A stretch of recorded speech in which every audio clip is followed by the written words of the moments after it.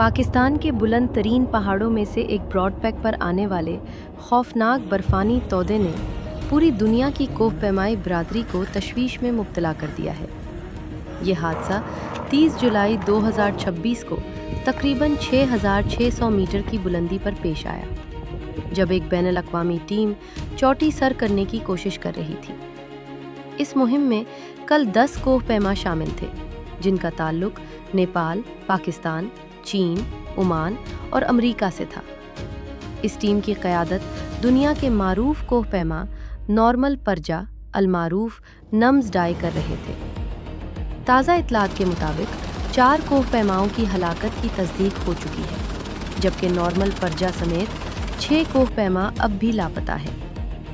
हुक्काम के मुताबिक शदीद बर्फबारी, ख़राब मौसम और दुश्वार गुजार रास्तों की वजह से इमदादी कार्रवाइयाँ इंतहाई मुश्किल हो गई हैं। पाकिस्तानी फ़ौज के हेलीकॉप्टर्स, खुसूसी रेस्क्यू टीमें, हाई ऑल्टीट्यूड पोर्टर्स और मकामी कोह पैमा मुसलसल तलाश में मसरूफ़ हैं। जदीद ड्रोन्स की मदद से भी बर्फानी इलाके का जायज़ा लिया जा रहा है, ताकि ज़िंदा बच जाने वालों का सुराग लगाया जा सके। 8,047 मीटर बुलंद ब्रॉडबैक दुनिया का 12वां बुलंद तरीन पहाड़ है और कराकरम के ख़तरनाक तरीन पहाड़ों में शुमार होता है, जहां हर रेस्क्यू ऑपरेशन वक्त के ख़िलाफ़ एक मुश्किल जंग बन जाता है। इस वक्त पूरी दुनिया की नज़रें पाकिस्तान पर हैं और सब यही दुआ कर रहे हैं कि लापता कोह पैमा महफूज मिल जाएं।